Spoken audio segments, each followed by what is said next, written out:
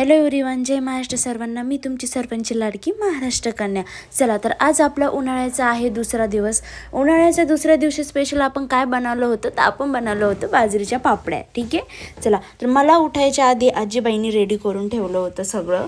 5 वाजल्यापासून रेडी करून ठेवलं होतं, सगळं झालं होतं. तसं चुलीवरती हे करून ठेवलेलं होतं, सगळं रेडी वगैरे करून ठेवलं होतं. आणि आम्ही चुलीवरतीच करतो शक्यतो बाजरीच्या पापड्या वगैरे.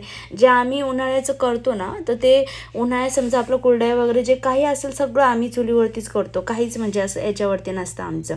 तर इथे खूप रेडी झालं तर 5 वाजता.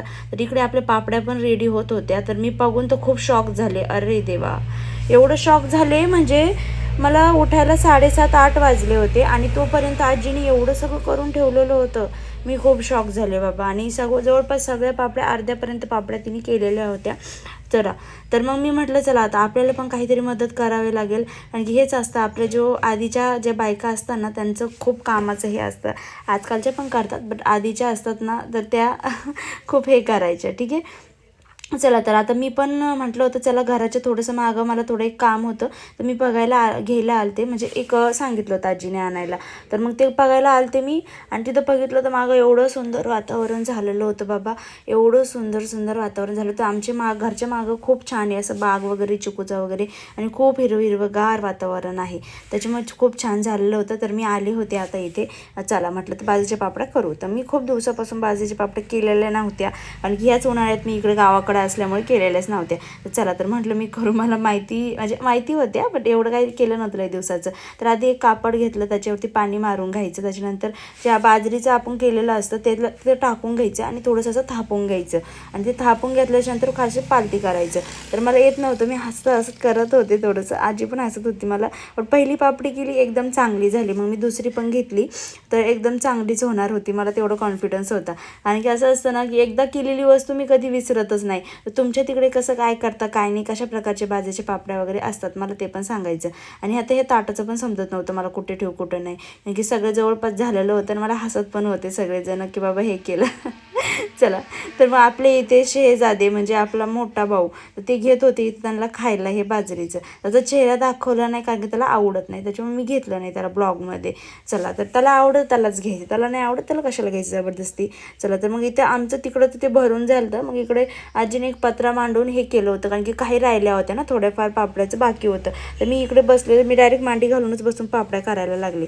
कारण की मला आहे ना असं बसून पण पाय दुखायला लागले. तर मांडी घालून मग म्हटलं चला आता डायरेक्ट पापड्या वगैरे करून घेऊ, कसं वाटतं कसं नाही तुम्हाला सगळ्यांनी. आणि तुमचं कशा प्रकारचे करतात कशाने. आता मी म्हणत असं की वरती वगैरे का केलं नाही, कारण की तिकडे जायचा प्रश्न असा आहे ना की वरती परत केल्याच्यानंतर कोण काढीन कोण नाही. तसं मग आजीला खूप प्रॉब्लेम होतो चालायला वगैरे. त्याच्यामुळे मग आम्ही खालीच केल्या पापड्या आणि पत्रा वगैरे मांडून केल्या होत्या. एवढ्या नाही केल्या, थोड्याफारच केल्या. मला पण पहिल्यांदाच करत होते मी. घरीच उठायचे, घरीच बसायचे, कारण की कसं ना ऊन पण लागत होतं खूप. आणि कसं पहिल्यांदा करायचं म्हटलं थोडंफार कंटाळा येत होतं सांगात. बट नंतर माझ्या पण वाटत होती बाबा काय नाही, आपल्याला 10-10:30 सगळं काम पूर्ण करून घ्यायचं, तर नंतर आपलं काम चालू होणार होतं.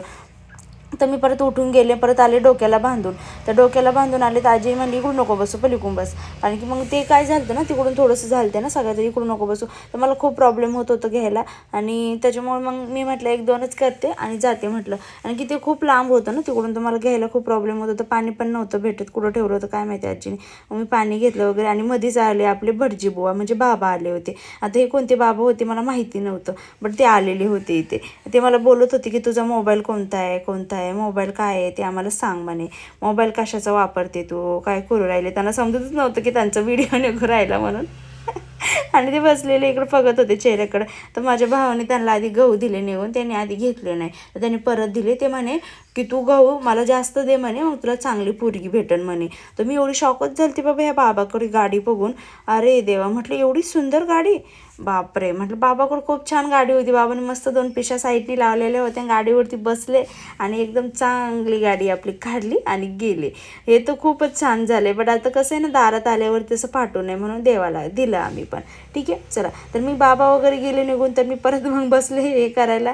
आणि त्याच्यात मग म्हटलं थोडंफारच करणार होते आणखीन. आणि एकदम स्पीडनी काम करत होतो आम्ही. तुम्हाला वाटत असं बाबा किती स्पीड आहे यांना, पण तसं काय नाही. व्हिडिओ फास्ट केला होता मी, आणि की एवढा व्हिडिओ टाकणं पण तुम्हाला पण बोरिंग झालं असतं बघायला म्हणून. त्याच्यामुळे व्हिडिओ एकदम फास्ट पद्धतीने करून घेतलं. आमचे पापड कसे वाटले कसे नाही ते पण मला सांगायचे तुम्ही सर्वांनी कमेंट बॉक्समध्ये.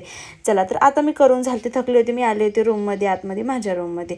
चला तर म्हटलं लॅपटॉप वगैरे चार्जिंगला लावून घेऊ आणि तोपर्यंत चार्जिंग होईल तोपर्यंत मग आपलं काम स्टार्ट करावं लागेल. मग बाहेर आले तर पापड्या पण या वाळलेल्या होत्या आणि थोडंफारच काही नाही तर राहिलेलं होतं. ठीक आहे. आणि आजीने पण जवळपास सगळ्या पापड्या केल्या होत्या. आमच्या खूप पापड्या झालेल्या होत्या. बाजरीच्या खूप छान पण वाटत होतं आणि तरी पण आजी थोडं थोडं राहिलं होतं तेवढं करत होती आणि चेहऱ्यावरती खूप थकावट पण होती. चला सर्वांना जय महाराष्ट्र, काळजी घ्या, बाय.